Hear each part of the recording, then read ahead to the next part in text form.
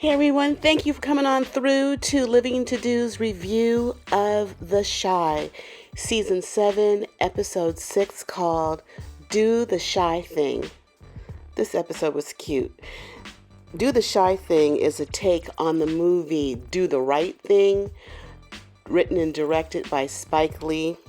And it was real cute to see three men outside up against a brick wall, and they were remaking the scene from Do the Right Thing. It was cute. The three men that they had out there was Victor, Darnell, and Shad.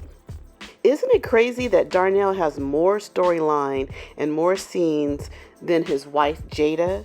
He is a little piece of eye candy, so I'm here for it. It's a hot day in the Chi. In fact, the power is out, and the guys are sitting outside, and Darnell wants to know why Shad is outside with everybody, because Alicia has a generator. She's rich, so she's not hot and sweaty like everybody else. And Shad tells Darnell that Alicia is too controlling. I see that. Later, Shad breaks up with Alicia. Neither one of them have hard feelings, but he does ask to be on the payroll. And she says, of course, he's her protector. Well, at least Shad's single now. Who's going to scoop him up? It was cute. Earlier in the day, we hear Darnell listening to the radio, and the DJ on the radio talking about the weather sounded a lot like Lena Waithe. Also in the episode, we see Shad. He finds himself talking to Keith. He's the newly released convict that works at Smokey's and dating Tracy. And the guys get to talking, and they find out that they were incarcerated at the same time at the same facility. They continue talking, and Shad invites Keith to the men's circle, so we're going to see him there in later episodes. While the guys were sitting outside, Darnell, Shad, and Victor, Detective Toussaint rolls up, and she calls Victor over. She tells him that she's looking for his brother Reg. She shows him the picture of Reg robbing the ATM, which was news to Victor. In true brotherly fashion, Victor doesn't give up Reg. Like I said, it was a hot day in the Chi and the power is out. So we have several scenes with the characters in their homes or in their business sweating. Most of them have no air. This episode we see Damien, he's having gambling problems. This was news to Emmett. And apparently he already went to rehab for this. But this is a young guy, so this is why he was interested in spades. It was a game that he could bet on. He borrows $3,000 from his brother. I don't know how Emmett has so much money with all those kids. So Damien goes to a spades game, and he's doing really well. But at the end, he kind of insulted one of the guys that he's playing with, and I think he runs his mouth because he doesn't think the man has any more money to play with. The man wants to double down. He wants to take $6,000 and play another game. Now, you in spades, you got a partner. The partner that Damien has, he doesn't want to do this. What Damien should have done is give that man his half, and then you do what you want to do. But they play this game, and of course, they lose. So now he's in the hole even more, at least $6,000. So what is he going to do? I guess we find that out in later episodes. Damien sure has a lot of confidence for a nerd.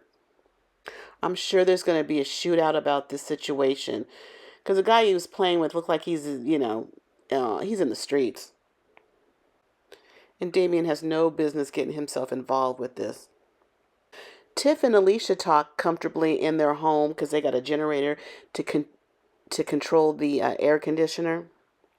And Alicia brings up that she doesn't really want her getting close to Nuck. She said she doesn't want her getting wet for Nuck because she thinks Nuck had some involvement with her son's death. Nuck, of course, her son is Tiff's baby daddy. That was news to Tiff. It's hot, so it's a great day for a picnic. They have a church picnic, which is a perfect place for Emmett and Keisha to take their badass kids to. They can run around. They're running around, and of course, it's the church picnic. So Pastor Ezekiel and Pastor Charles are there along with Papa, and they're talking about how to generate more money. And Pastor Charles comes with the idea of having a dating seminar. Can't get enough there. At first, Pastor Ezekiel's not for it. Pastor Charles talks him into it, and he wants to name it Romantic Love with Prayer. He wants to lay hands on all the ladies. Also at the picnic is Sarah. Sarah is some white woman. I forgot if she works for the church. Her father apparently gives big donations. I think he's a mega church. So he gives donations to a smaller church. And Sarah is also the white lady that Pastor Ezekiel has been messing with. She gets pulled to the side by Pastor Charles and Pastor Ezekiel.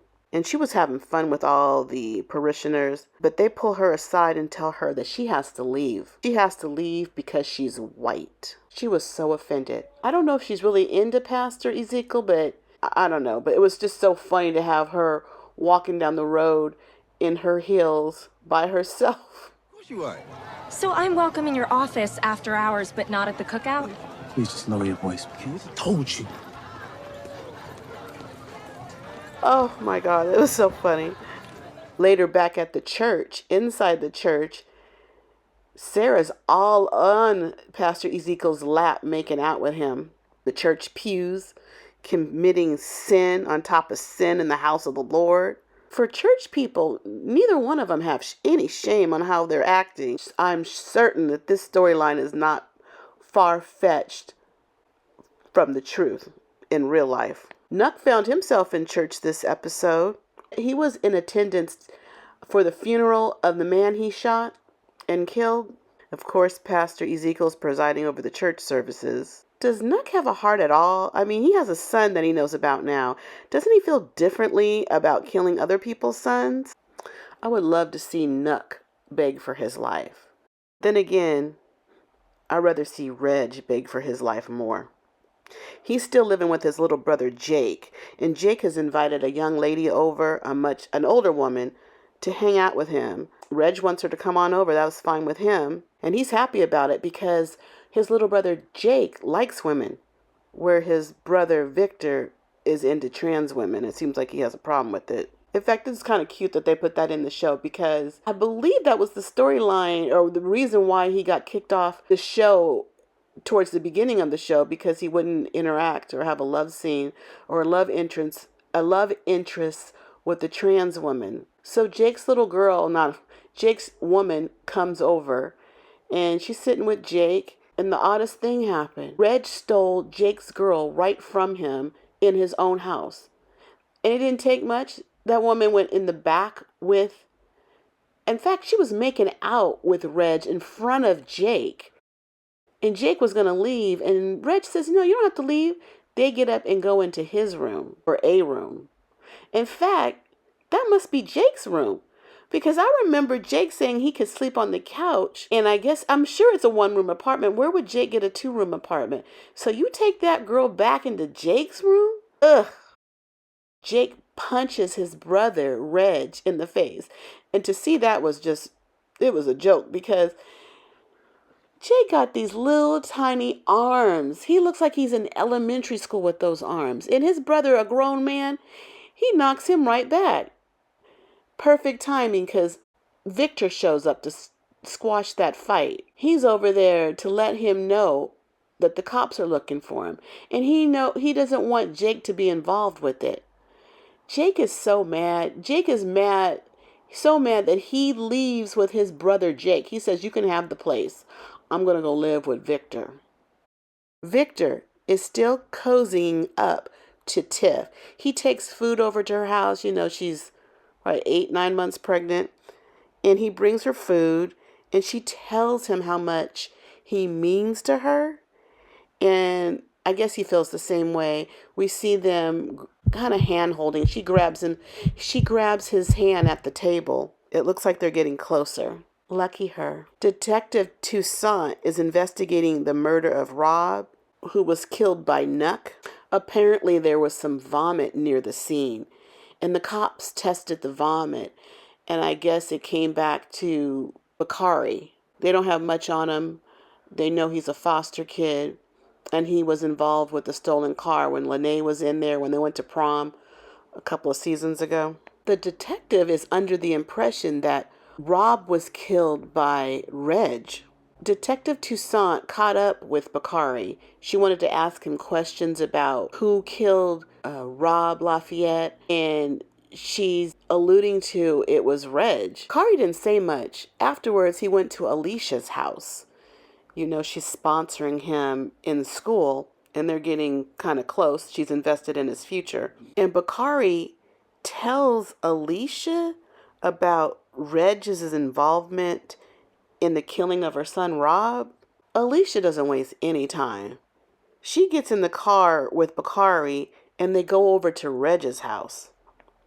Now, Reg comes downstairs because he's answering the door to get some food. The food was delivered by Jamal. Jamal's been a delivery man for Smokies, and we see him all day long going out and delivering food to different people. He's even taking time out to help some kids break the fire hydrant so the water can splash everywhere during this hot day.